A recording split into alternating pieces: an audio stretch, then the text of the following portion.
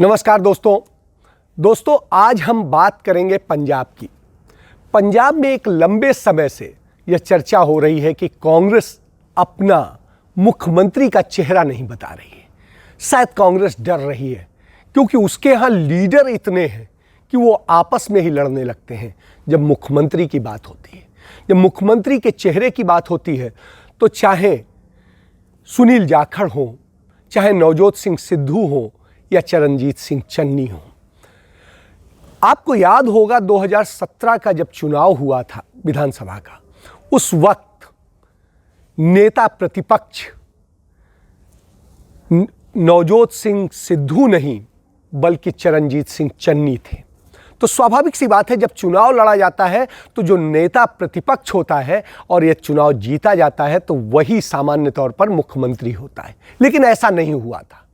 तब कैप्टन अमरिंदर सिंह को मुख्यमंत्री बनाया गया था क्योंकि चुनाव के तुरंत पहले राहुल गांधी ने उन्हें मुख्यमंत्री का चेहरा बताया था।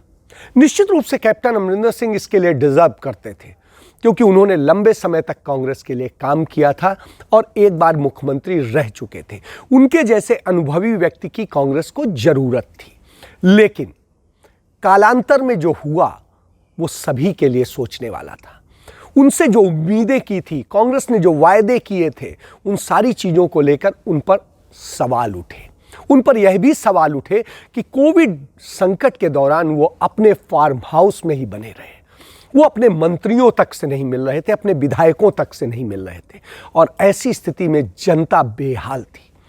उनके मंत्रियों ने काम किया, उनके विधायकों ने काम किया, लेकिन मुख्यमंत्री नजर नहीं आ रहे थे।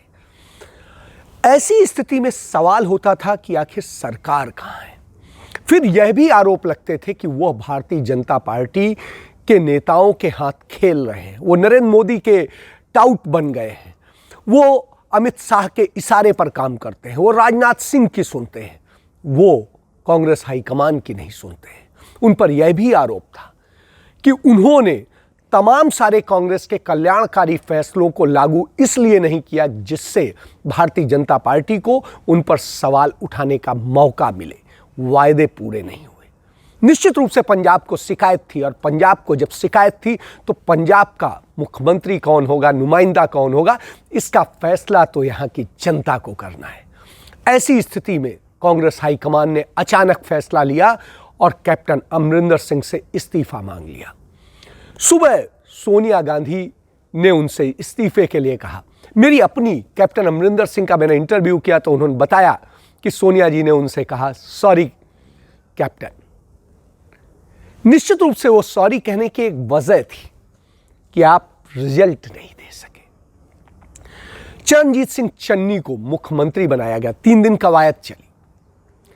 चरणजीत सिंह चन्नी मुख्यमंत्री बने। मुख्यमंत्री बनने के बाद उन्होंने 111 दिन काम किया और सबसे बड़ी चीज, 111 दिन की सरकार में मुख्यमंत्री रहते हुए उन्होंने 111 फैसले लिए और वो 111 फैसलों में से जो फैसले हैं उनमें 70% फैसले गरीब जनता से संबंधित हैं। उनके लिए जो फैसले लिए गए, जिस तरह से बिजली समझौते को रद्द किया गया और जिस तरीके से नशे पे कार्रवाई की गई और बहुत सारी चीजें आगे आई। डीजीपी सिद्धार्थ चट्टोपाध्याय ने बहुत बड़ा एक्शन लिया। इतनी हिम्मत पंजाब पुलिस में नहीं थी कि मजीठिया के खिलाफ एफआईआर दर्ज कर दे, लेकिन उन्होंने एफआईआर दर्ज की और उनकी गिरफ्तारी की कार्रवाई शुरू की। लेकिन चुनाव आयोग ने, भारत सरकार ने डीजीपी पद के लिए एक पैनल भेज दिया और नतीजा यह हुआ कि मुख्यमंत्री को मजबूरन डीजीपी बदलना पड़ा। बहरहाल आज स्थिति यह है कि पंजाब को, कांग्रेस को चेहरा चाहिए था और चेहरा आज मिल गया है। वो चेहरा मिला है चरणजीत सिंह चन्नी का। राहुल गांधी ने बड़ी बात कही। उन्होंने कहा पंजाब की जनता से जब मैंने पूछा तो जनता ने कहा हमें गरीब का बेटा चाहिए, हमें वो बेटा चाहिए जो गरीब के दर्द को समझता हो, आम आदमी के दर्द को समझता हो, शिक्षा, स्वास्थ्य, पानी, बिजली, इन सारी जरूरतों को समझता हो और इनको दे सकता हो। हमें ऐसा मुख्यमंत्री चाहिए जो पंजाब के किसानों के लिए काम कर सकता हो, हमें ऐसा मुख्यमंत्री चाहिए जो दलितों के लिए काम कर सकता हो। हमें ऐसा मुख्यमंत्री चाहिए जो सबका भला कर सकता हो। ऐसे मुख्यमंत्री के चेहरे की जरूरत है। ऐसी स्थिति में जब वो सभा में बोल रहे थे, उस समय नवजोत सिंह सिद्धू भी वहां मौजूद थे और सुनील जाखड़ भी। नवजोत सिंह सिद्धू ने चरणजीत सिंह चन्नी का हाथ उठा करके इस फैसले का अभिवादन किया और नवजोत सिंह सिद्धू ने एक बड़ा दिल दिखाया। उन्होंने कहा, इस कभी मांगता नहीं है, बदला नहीं मांगता है।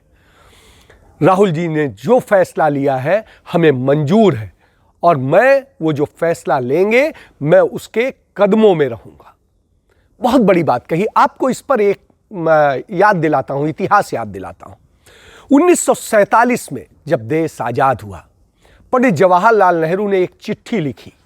वो चिट्ठी थी सरदार वल्लभ भाई पटेल के लिए। उस चिट्ठी में उन्होंने लिखा कि आप हमारे मंत्रिमंडल के एक सुदृढ़ चेहरे हैं, किंतु औपचारिकतावश यह पत्र लिखना पड़ रहा है कि आप हमारे मंत्रिमंडल में शामिल हो।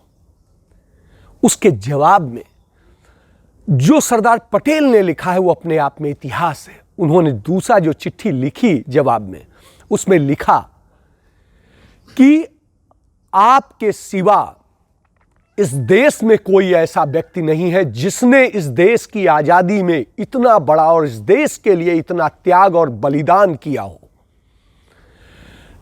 आपको महात्मा ने उत्तराधिकारी चुना है।